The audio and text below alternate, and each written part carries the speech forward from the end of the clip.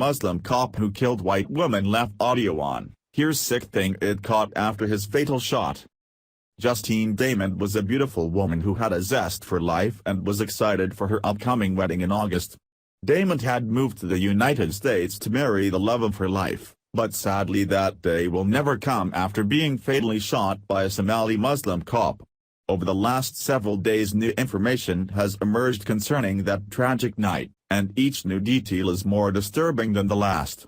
There are many questions surrounding the events that lead up to the tragic shooting, and since the officers did not activate their body cameras it leaves the public in the dark.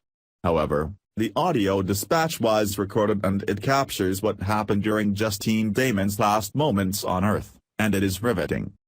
Minnesota is a hotbed for Muslim refugees who have been flooding into the area at an alarming rate. After 8 years of the Obama administration allowing every Muslim into the country, this once idyllic Midwestern state now resembles, in some parts, the Middle East. By allowing so many refugees into the country there is no way to properly vet them all, which could prevent future tragedies. In the name of being politically correct, these refugees are often coddled and given jobs they have no business being given.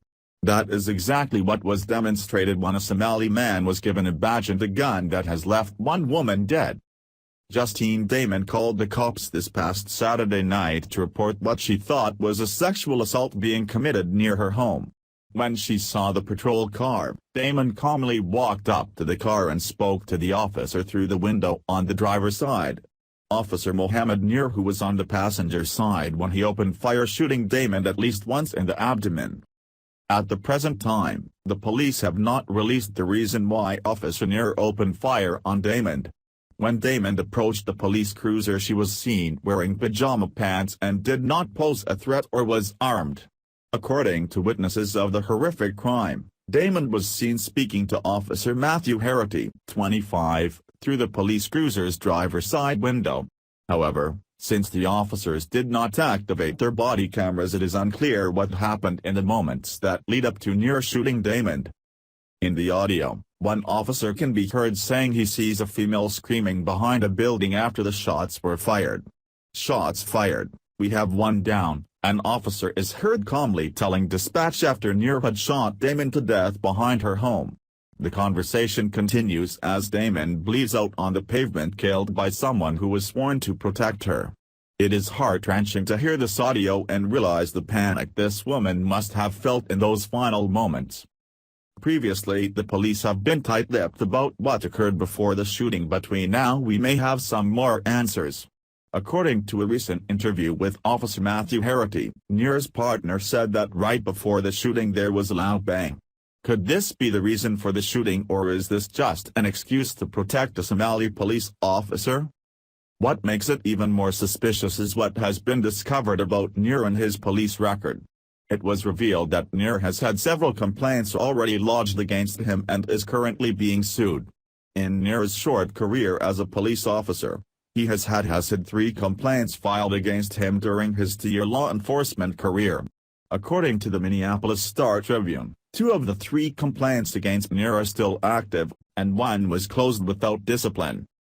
According to the New York Post, attorney Thomas Plunkett, who represents Nir, said the officer extends his condolences to the family and anyone else who has been touched by this event. He takes their loss seriously and keeps them in his daily thoughts and prayers. He came to the United States at a young age and is thankful to have had so many opportunities, Plunkett added in a statement. He takes these events very seriously because, for him, being a police officer is a calling. No matter how upset Nir feels, it will never bring back Damon to her family and friends. Considering the complaints against Nir and his background as a Somali Muslim, why was this man given a badge in the first place? This is why we need to have a tougher vetting process in America and also with those who want to be officers.